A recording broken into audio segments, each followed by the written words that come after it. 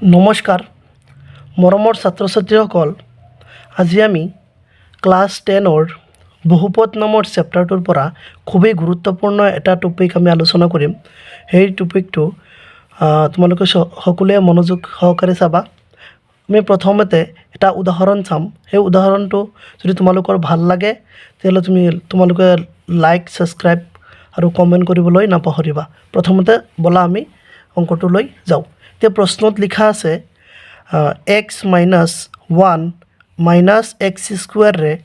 3x square minus x cube minus 3x plus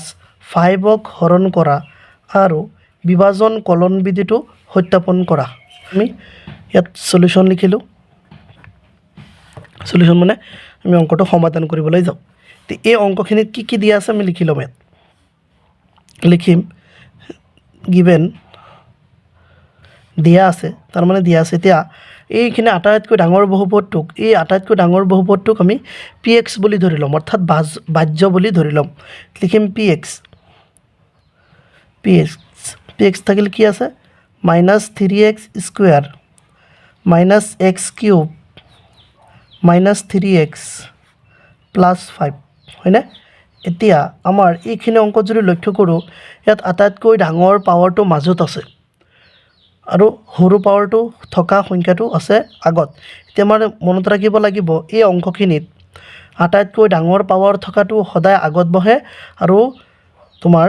সৰু power থকাটো সদায় পিছত বহে। এতিয়া আমাৰ এই অংকটো এইখিনি কৰাকে আদৰ্শ ঠাঁচ বুলি কয়। এতিয়া আদৰ্শ ঠাঁচত নিবলৈ হ'লে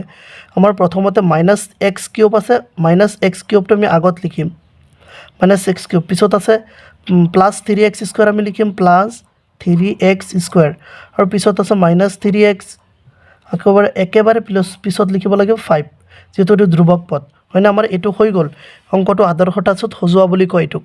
আৰু পিছত আছে আমাৰ যিটো সংখ্যাক আমাৰ যিটোৰে হৰণ কৰিব দিছে বহুপদক, এই বহুপদটোক যদি আমি হৰণ কৰোঁ এইটো হ'ব ভাজক।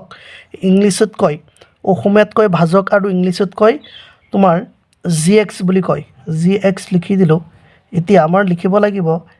x - 1 minus x square. আমি অলপ আগত আলোচনা কৰিছিলোঁ পাৱাৰ ডাঙৰ থকাটো সদায় আগত বহে। এতিয়া পাৱাৰ ডাঙৰ থকাটো একেবাৰে লাষ্টত আছে। এতিয়া পাৱাৰ ডাঙৰ থকাটো আমি আগত আনিলে কি হ'ব মাইনাছ এক্স স্কুৱেৰ আৰু পিছত হ'ব প্লাছ এক্স আৰু পিছত হ'ব -1। এতিয়া আমাৰ এইটো আদৰ্শ ঠাঁচত সজোৱা বুলি কয়। এতিয়া আমি আদৰ্শ ঠাঁচত সজালোঁ। তোমালোকে ভালকৈ চাই লোৱা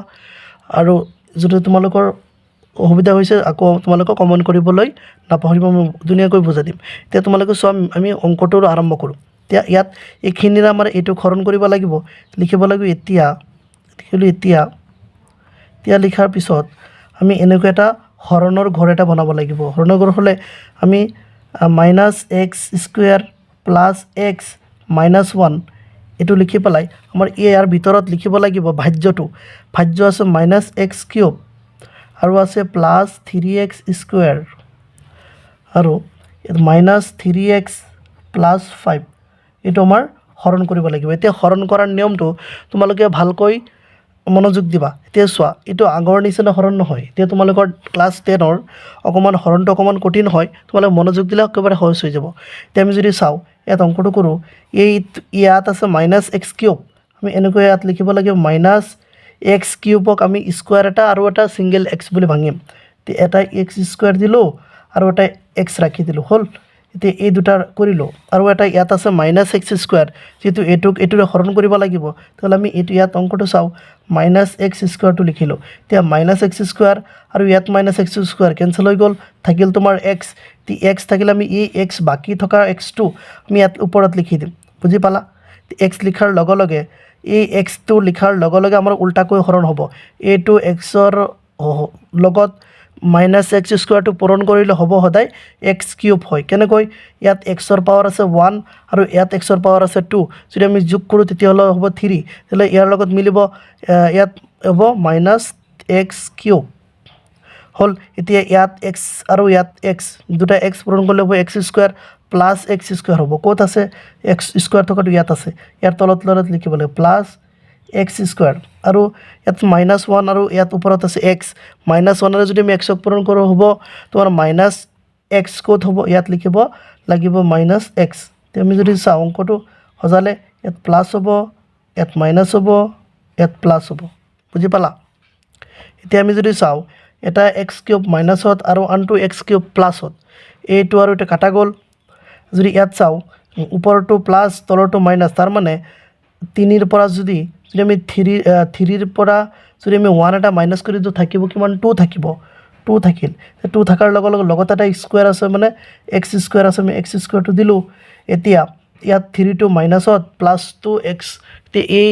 প্লাছ এক্স থকাটো আমি মাইনাছ কৰি দিব লাগিব মানে 1 এটা 3ৰ পৰা মাইনাছ কৰিলে কি থাকিব 2 থাকিব তো -2x থাকিব ওপৰত থাকিব +5 তলত নমাই দিম +5 এতিয়া আকৌ এইখিনি আমাৰ এইখিনি আকৌ হৰণ কৰিব লাগিব এইখিনি যে হৰণ কৰিবলৈ যাওঁ ইয়াত লিখা আছে তোমাৰ 2x স্কুৱাৰটো আমি ইয়াত লিখিলোঁ ইয়াত -x স্কুৱাৰটো আমি ইয়াত লিখিলোঁ এইটোৰে এইটো কাটি দিলোঁ থাকিল তোমাৰ ইয়াত 2 তলত মাইনাছ তাৰ মানে -2 থাকিল ইয়াত -2টো আমি ইয়াত লিখি দিম -x লিখাৰ লগে লগে -2 লিখাৰ লগে লগে এইটোৰে আমি এইটো উল্টাকৈ পূৰণ কৰিম অকল এক্সটো পূৰণ কৰিব নালাগে এক্সটো আমি আগত পূৰণ কৰি ছেকেণ্ড লাইন বনাইছিলোঁ তো আমাৰ নালাগে এতিয়া আমাৰ -2ৰে পূৰণ কৰিব লাগিব তো যদি -2 পূৰণ কৰিবলৈ যাওঁ মাইনাছে হয় প্লাছ 2 দি পেলাই এক্সক পূৰণ কৰিলে হ'ব 2x স্কুৱাৰ তাৰ মানে +2x স্কুৱাৰ এতিয়া 2xৰ তলত লিখি দিম 2x স্কুৱাৰ এতিয়া মাইনাছে প্লাছে মাইনাছ 2 দি পেলাই এক্সক পূৰণ কৰিলে হ'ব 2x ক'ত হ'ব -2x আৰু যদি ইয়াত চাওঁ মাইনাছে প্লাছ 1 দি পেলাই 2 পূৰণ কৰিলে হ'ব 2 এতিয়া হ'ব ক'ত হ'ব ইয়াত হ'ব +2 যদি আমি চাওঁ প্লাছ থকাটো মাইনাছ হ'ব আৰু মাইনাছ থকাটো প্লাছ হ'ব ইয়াত প্লাছ থকাটো হ'ব মাইনাছ তাৰ মানে এটা প্লাছত আৰু মাইনাছটো কেঞ্চেল হৈ গ'ল আৰু এটা প্লাছত এটা মাইনাছত কেঞ্চেল হৈ গ'ল এতিয়া যদি 5ৰ পৰা 2 মাইনাছ কৰি থাকিব কিমান 3 থাকিব হ'ল এতিয়া আমাৰ ইয়াত এইটো কয় ভাগফল এইটো কয় ভাগশে এইটো কয় ভাজক মাজৰটো কয় ভাজ্য মনত থাকিব এতিয়া মই অংকত ভাগফল কি পালোঁ ভাগশে কি পালোঁ লিখিব লাগিব এতেকে লিখিব এতেকে ভাগফল পালোঁ x - 2 আৰু ভাগশে পালোঁ 3 বুজি পালা এতিয়া আমাৰ প্ৰশ্নত কৈছিলে হৰণ কৰাৰ পিছত বিভাজন কলন বিধিটো সত্যাপন কৰিব লাগে চোৱা তোমালোকে প্ৰশ্নত কি লিখা আছিলে এইটো হৰণ কৰা আৰু এই যে বিভাজন কলন বিধিটো সত্যাপন কৰা তাৰ মানে আমাৰ এটা সূত্ৰ আছে সূত্ৰটো আমাৰ প্ৰমাণ কৰিব লাগে এই সূত্ৰটো আমি ইয়াত লিখোঁ যেহেতু আমাৰ কলন বিধিটো সত্যাপন কৰিব লাগে সেই কলন বিধিটো সত্যাপন কৰাৰ কাৰণে আমি এই সূত্ৰটো ফৰ্মুলাটো ব্যৱহাৰ কৰিম ফৰ্মুলাটো হ'ল ভাজক ইনটু ভাগফল প্লাছ ভাগশে ইকুৱেল ভাজ্য এই গোটেইখিনি কৰি পেলাই আমাৰ ভাজ্যটো উলিয়াবলৈ ভাজ্যৰ মান লিখিব নালাগে আমি এটা কাম কৰিম এই ভাজক ভাগফল আৰু ভাগশে ব্যৱহাৰ কৰি আমি ভাজ্যটো উলিয়াবলৈ চেষ্টা কৰিম এতিয়া চোৱা যদি আমি এফালে যাওঁ আমি এই ভাজকৰ মানটো কি পাইছিলোঁ ভাজকৰ মানটো আমাৰ প্ৰথমতে দিয়া আছিলে ভাজক মানে হ'ল এইটো gx তাৰ মানে gx কি পাইছিলোঁ -x square plus x -1 -x square আমাৰ লিখিব লাগিব এই ভাজকৰ তলত -x স্কুৱাৰ -x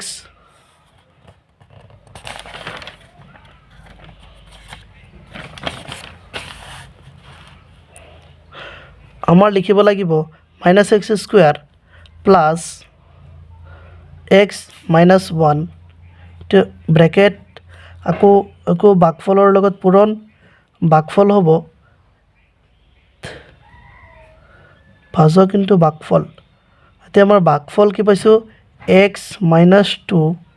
আৰু ভাগশে পালোঁ 3 ইকুৱেল আমাৰ ভাজ্য উলিয়াব লাগে যিহেতু ভাজ্য আমি ইয়াত লিখি থ'ম বুজি পালা এতিয়া আমাৰ এই ভাজ্যৰ মানটো আমাৰ লিখিব নালাগে ভাজ্য উলিয়াম এতিয়া আমি চাওঁ ইয়াত যদি ইয়াৰ লগত কম্প্ৰমাইজ কৰোঁ পূৰণ কৰিবলৈ যাওঁ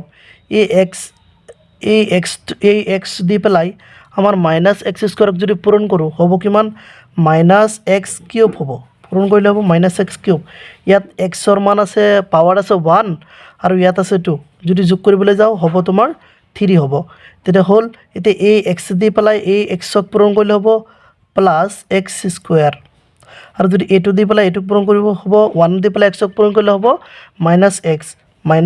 x আকৌ এই -2ৰে যদি আমি এই গোটেইখিনিক পূৰণ কৰিবলৈ যাওঁ মাইনাছে হয় প্লাছ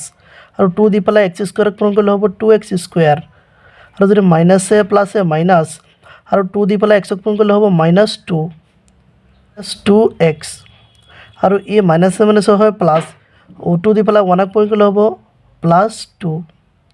এইফালে আছে +3 কেৱল ভাজ্য বুলি আমি লিখি থলোঁ ভাজ্য বুলি লিখিলোঁ আমি তুমি ইয়াত যদি চাওঁ ইয়াৰ -x³ এইটো লাইনত আৰু নাই নাথাকিলে আমি ইয়াত এইটো লিখি থ'ম -x³ আৰু x² থকাটো আৰুটো আছে নে নাই আছে 2x² এইটো যদি আমি ইয়াত যোগ কৰোঁ হ'ব তোমাৰ +3x² কেনেকৈ হ'ল ইয়াৰ x²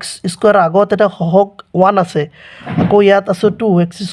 2ৰ লগত 1 যোগ কৰিলে হ'ব 3x² লিখি দিলোঁ 3x² ইয়াত -x আৰু ইয়াত আছে -2x যোগ কৰিলে হ'ব -3x আৰু এইটো হৈ গ'ল আৰু নাই ইয়াত 2 আৰু ইয়াত 3 যোগ কৰিলে হ'ব +5 = ভাজ্য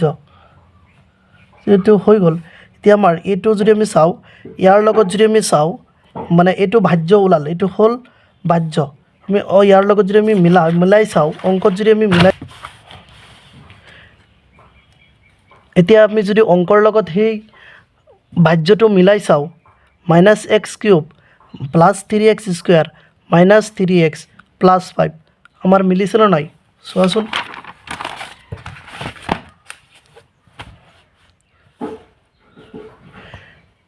সেইটোৰ লগত এইটো মিলিছে নে নাই -x³